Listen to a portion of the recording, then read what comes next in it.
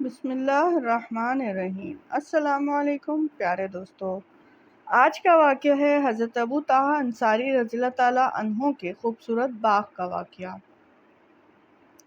نبی اکرم صلی اللہ علیہ وآلہ وسلم کے اصحابہ میں سے ایک صحابی جن کا نام ابو طہا انصاری رضی اللہ تعالیٰ عنہ ہے، مدینہ میں ان کا ایک سرسبز و شاداب اور حسین و جمیل باغ تھا، جبکہ مدینے میں کسی کا بھی اتنا خوبصورت باغ نہیں تھا۔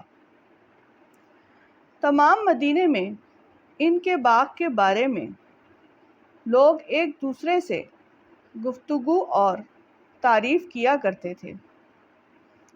اس باغ میں ایک صاف چشمہ بھی تھا کہ جب بھی پیغمبر رسول صلی اللہ علیہ وآلہ وسلم اس باغ میں تشریف لاتے، اس چشمے کا پانی نوش فرماتے اور اس سے وضو کیا کرتے۔ اس کے علاوہ اس باغ کی آمدنی بھی ابو طہا انصاری رضی اللہ تعالیٰ عنہ کے لیے بہت اچھی تھی۔ جب یہ آیت نازل ہوئی، ترجمہ کہ جب تک تم اپنی پسندیدہ چیز سے اللہ تعالیٰ کی راہ میں خرچ نہ کرو گے ہرگز بھلائی نہ پاؤ گے، اور تم جو خرچ کرو اسے اللہ بخوبی جانتا ہے۔ سورہ آل عمران کی آیت نمبر 96۔ یہ آیت مبارک سنتے ہی ابو طہا انصاری رضی اللہ تعالیٰ عنہ خدمت رسول صلی اللہ علیہ وآلہ وسلم میں تشریف لائے اور عرض کیا، اے اللہ کے حبیب صلی اللہ علیہ وآلہ وسلم، کیا آپ جانتے ہیں کہ میرے اموال میں سب سے محبوب ترین مال یہی باغ ہے؟ نبی اکرم صلی اللہ علیہ وآلہ وسلم نے فرمایا، میں جانتا ہوں۔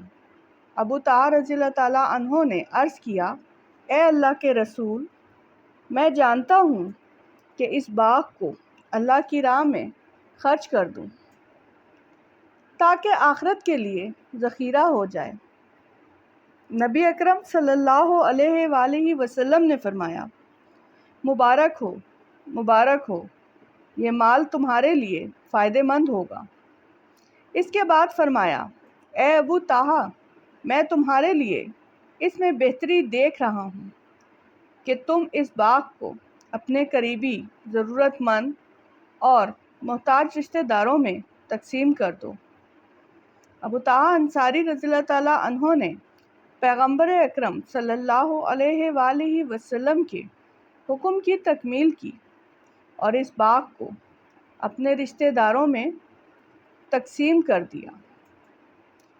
تو پیارے دوستو، توجہ فرمائیے کہ آج کے دور میں ہم لبیک یا رسول اللہ کا نعرہ لگاتے ہیں، لیکن جب اللہ کی راہ میں خرچ کرنے کی باری آئے تو اپنا ہاتھ کھینچ لیتے ہیں، اور دوسری طرف ہمارے لیے رسول پاک صلی اللہ علیہ وآلہ وسلم کے ایک صحابہ کا طرز عمل ہے کہ جنہوں نے نبی پاک صلی اللہ علیہ وآلہ وسلم کے ایک حکم پر اپنا سارا مال ضرورت مند اور محتاج رشتہ داروں میں تقسیم کر دیا۔ اللہ اکبر۔ اللہ تعالیٰ ہمیں بھی یہ سب کرنے کی توفیق عطا فرمائے، آمین۔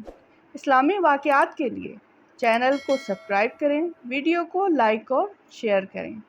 جزاک اللہ خیر۔